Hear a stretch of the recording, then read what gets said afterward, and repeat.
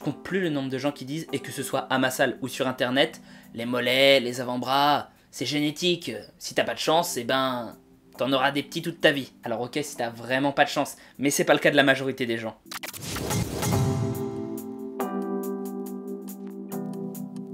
C'est sûr que si on a des gros os, et c'est notamment mesurable par la circonférence de nos poignets ou nos chevilles, ces parties-là seront favorisées. Mais regarde, les bodybuilders, ils ont tous ou presque des gros mollets, et ne parlons pas des avant-bras. Tu me diras, c'est peut-être pas les meilleurs exemples, parce qu'il n'y a que ceux qui sont avantagés génétiquement qui font du bodybuilding. Mais même eux, tu remarqueras qu'il peut y avoir des disproportions parmi les muscles. Mais même ceux chez qui les mollets sont un point faible, on remarque qu'ils ont été hypertrophiés. Ils sont juste proportionnellement moins gros. Voici du coup quelques raisons, selon moi, pour lesquelles tes mollets et tes avant-bras ne sont pas hypertrophiés à leur plein potentiel. Pas assez d'entraînement. Le vrai problème des avant-bras comme des mollets, c'est qu'on ne fait que très peu d'exercices ciblés dessus. Depuis quelques semaines, comme je le montre d'ailleurs sur mon Insta, je me force à rajouter des séries au sein de mes entraînements sur ces parties spécifiques. Comme on l'a déjà vu dans cette vidéo, entre 10 et 20 séries par semaine, ça semble être l'optimal pour déclencher le plus d'anabolisme possible. Mais toi qui te plains que c'est pas assez gros et volumineux chez toi, déjà, faudrait commencer par ça. Deuxième raison, ne pas comprendre les muscles ciblés. Par exemple, sais-tu à quoi te servent tes muscles des avant-bras? Quand je pose cette question, la plupart des gens me répondent à plier les doigts.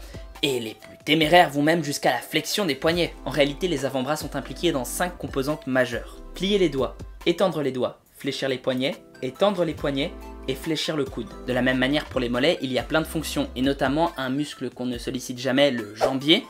Mais je rajouterais aussi que les travailler assis ou debout, ça n'a pas la même influence. Troisième raison, ne pas comprendre la répartition des fibres. Beaucoup pensent que de toute façon, les mollets comme les avant-bras sont des muscles très endurants et donc qu'il faut les faire travailler avec des séries très longues. En réalité, on est à peu près à 60-40 de fibres lentes et de fibres rapides, ce qui certes donne un avantage à l'endurance, mais vraiment pas aussi important qu'un 80-20 ou un 90-10. Ce qui veut dire qu'une combinaison de séries avec des répétitions plutôt hautes, genre 12-15 voire jusqu'à 30, et de séries avec des répétitions plutôt basses, genre 5, 6, 7, 8, ben ça semble le plus indiqué pour maximiser le potentiel de développement musculaire. Quatrièmement, utiliser des protocoles fantaisistes. Si tu veux augmenter la taille de tes avant-bras, pourquoi diable rester suspendu à une barre pendant plusieurs minutes? Pourtant l'isométrie ne cause pas beaucoup d'hypertrophie, et tout le monde le sait ou presque. Par exemple, pour des biceps curls, tu verras personne rester dans cette position statique pendant des minutes entières. À la place, tu vas faire naturellement un mouvement et tu vas bouger le poids d'excentrique en concentrique. Pareil pour les mollets, pointer tes pieds dans des directions différentes, ça ne va pas mieux solliciter certaines portions de tes muscles.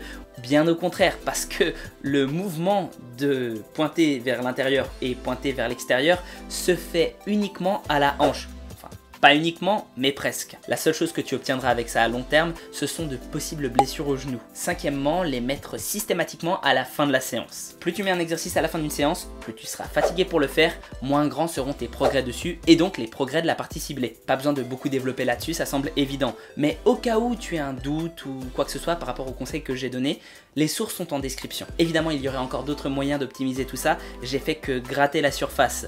Mais je pense que pour la plupart des personnes qui regardent cette vidéo, ce seront des conseils utiles. Sur ce, prends soin de toi et à la prochaine. Il faut y faire gaffe aux mollets et aux avant-bras. C'est les seules parties qu'on voit lorsque tu es habillé en t-shirt short.